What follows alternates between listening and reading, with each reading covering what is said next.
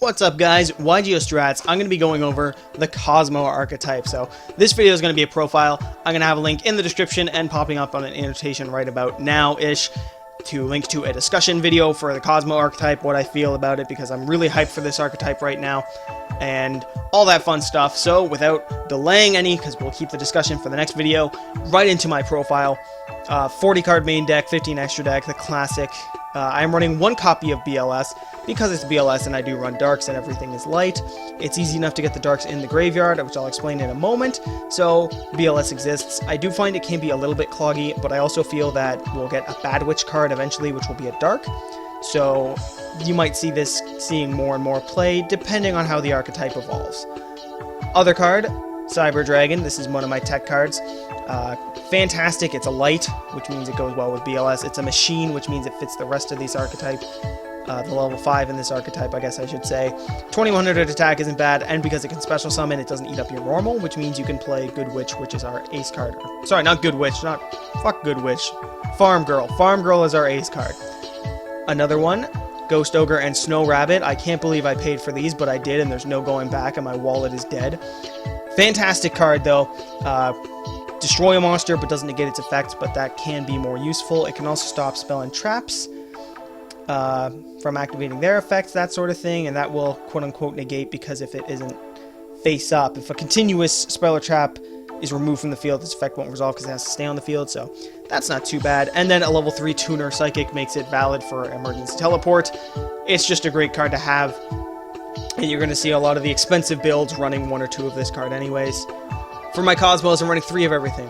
Farm Girl searches by paying 500 life points after you've inflicted battle damage, so she does have to attack to get this.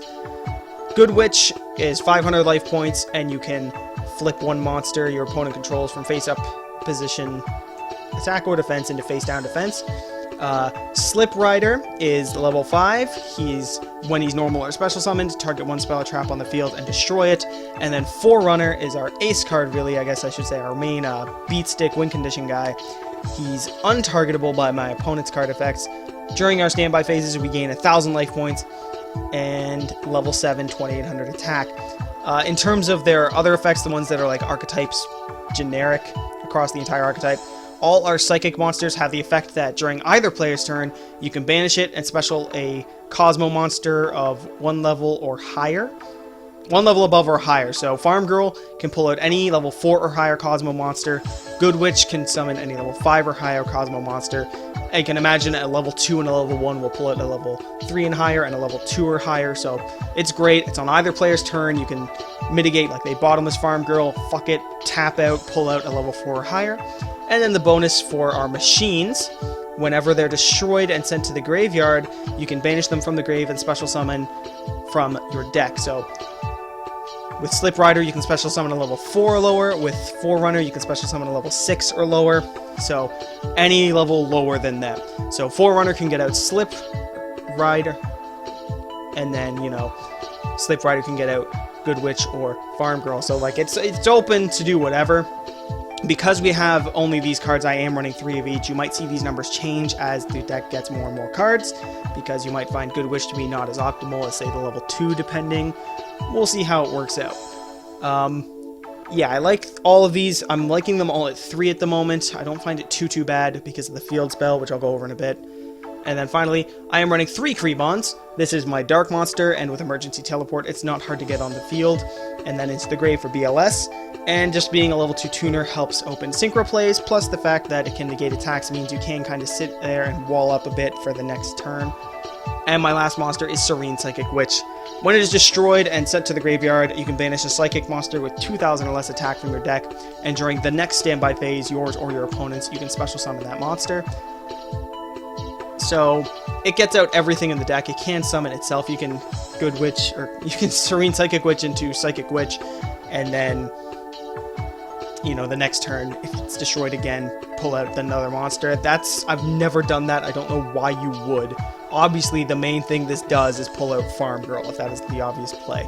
That isn't always the best play, depending on what's in your hand. If you've already got like 2 Farm Girls, obviously you might want to go and grab a Krebons or a Ghost Ogre or even a Goodwitch to pull out more OTKs and just Cosmo cards. So Use it as you will if you're using this build of the deck or if you're using Psychic Witch in the deck, but definitely a solid card. I find I'm running only 2. 3's too cloggy. You've got enough ways to get out Farm Girl, which is obviously the main thing you're searching for at the beginning of the duel. And the main reason we've got so many ways is, for 1, Emergency Teleport, special a level 3 or lower Psychic from your deck. Hello, Farm Girl, level 3 Psychic. So, fantastic thing there, obvious choice. You can also pull it Yuki Asagi or Ghost Ogre, which I keep calling Yuki Asagi, I apologize, or whatever. This is good. You can play this, summon it, then use its effect and, send it to the graveyard, destroy that target, or Krebons to get the Dark Monster out. Whatever you need to do. You've got a lot of ways to get out Krebons and a lot of ways to get out Farm Girl. Those are the 2 things I like to have just in case I get out BLS or, for Farm Girl's sake, searching. The other ace card we've got here, Cosmotown, are a beautiful field spell. Figuratively and literally. Like, it's nice card art. You got Forerunner on there, and also it's just so fantastic. Once per turn, we can get one of our banished Cosmo monsters from the banished zone to our hand by taking damage equal to its level times 100. So if you get Farm Girl back, you take 300, Goodwitch take 400, Sliprider take 500, Forerunner take 700. Not too much. Forerunner gains its life points too, so it's typically not even a worry. And the other great thing about this card is you can shuffle any number of Cosmo monsters from your hand to the deck and draw an equal number of cards. So it's reload without a minus. That's beautiful. And it's good in case you open up like 3 Slipriders and you're like, I don't want these, but I'd like 1. So I'll put the 2 away, and then, you shuffle up and you top deck like E-Telly and Goodwitch, and it's like, this is a playable hand. So, very great card to have for that aspect. And finally, when it's destroyed, when this card in the field zone is destroyed by a card effect, you can add any Cosmo card from your deck to your hand. If they MST your field spell, you can grab another copy of your field spell. That's stupid as hell, but I like it. So when I'm running it, it's obviously great. This is definitely a 3 of, and it's probably going to stay a 3 of. I can't see them bringing out another card that's like, this isn't a 3 of. So that obviously means we're running 2 Terraforming just to, turbo our way into Kozmotown. 2 MST for one reason or another. I don't feel the need to explain this card. I am running 1 Raigeki because, Raigeki then poke with Farm Girl, go off, and 1 Gold Sark. Thanks to Kozmotown's ability to add a banished card, you can play Gold Sark, and then Kozmotown and get the card you banished for Gold Sark right away. That's not a bad thing at all. I was running another copy of Dark Hole, like Raigeki Dark Hole, but I find Gold Sark to be better.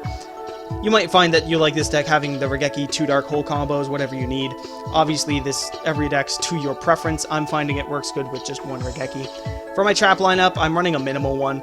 I mean, I find that trap cards don't really advance your play, and in an OTK deck, I don't want to stall my opponent as much as I do push for my game. So I'm trying to play a more aggressive build, so to say.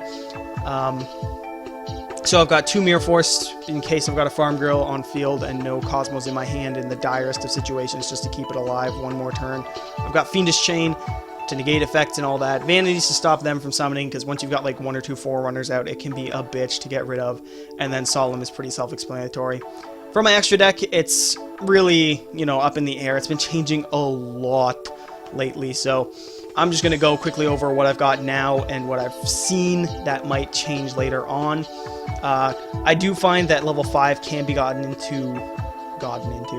You can get into it fairly easy with Krebons and Farm Girl or Krebons and Serene Psychic Witch. You never know when that might pop up, and it helps to have something more than like, a 15, a 12, or a 14 and a 12. So Armades is a good choice to have for a level 5. Obviously, the other one is Cabastard, so your pick, whatever you want. I went Armades.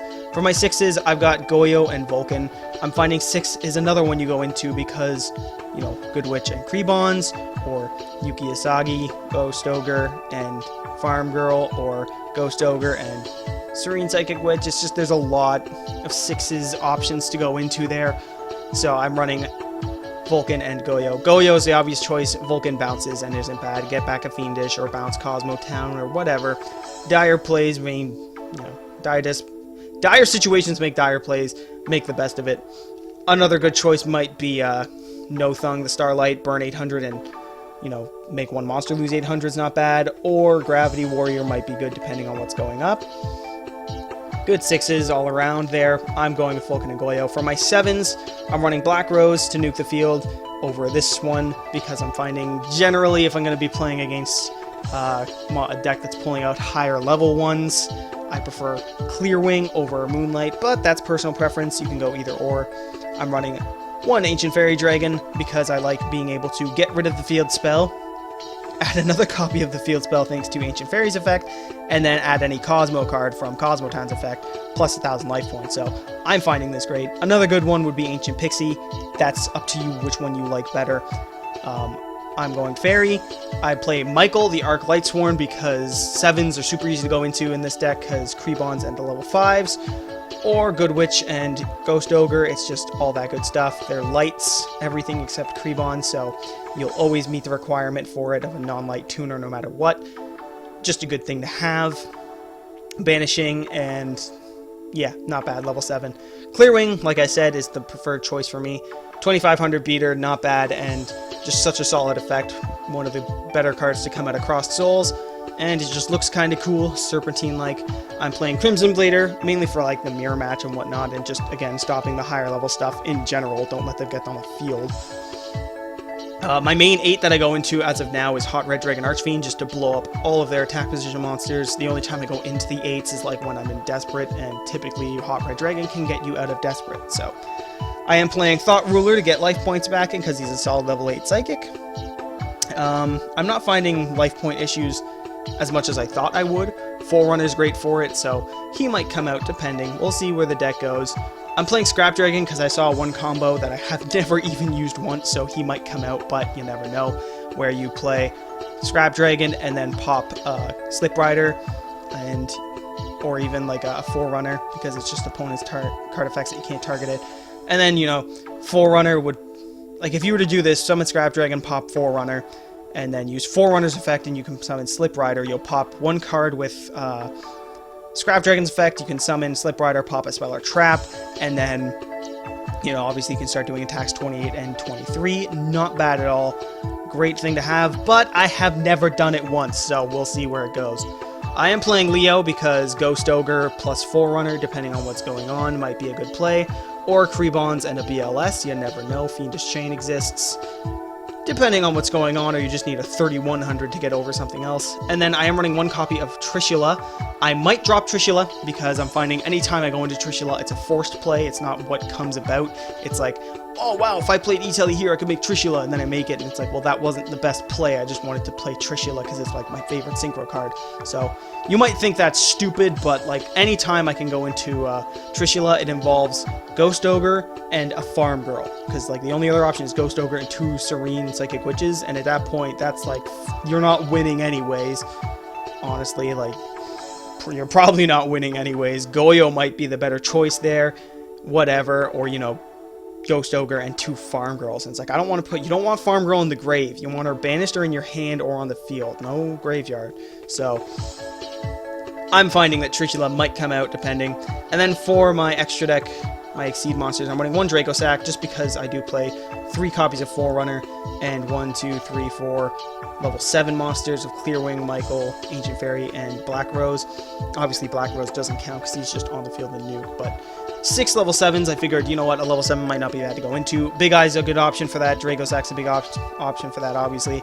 And the final one would be, the new Red Eyes one might not be bad, but I have a Draco Sack, so I'm playing Draco Sack. And then Pleiades, because 2 Cyber Dragons, 3 Slipriders, 2 level 5 lights. It's an option. I'm playing it right now. I do have a side deck here. I'm going to go over it in the next video of just general Cosmo discussion. So that is my profile. Sorry for taking a little bit longer than I wanted to, but I figured I'd explain everything that I've got. Like I said, the extra deck is not finalized. It's definitely shifting. The main deck seems to be working great for me. I'm not going to change it too much until we get more support, obviously. So that makes our Kozmo Deck Profile, my version. My friend has another one. I'm sure he'll want a profile. We are competing, and that's the main reason I'm so hyped for this. But no one cares about that. There you go. A Kozmo Deck Profile for you to look at in case you're wondering what you want to do for the deck. Thank you so much for watching. Don't forget to like, comment, subscribe, leave a thumbs up, pet your dog, walk your dog, pet your cat, don't feed it chocolate, all that good stuff. And we'll see you next time on YGO Strats.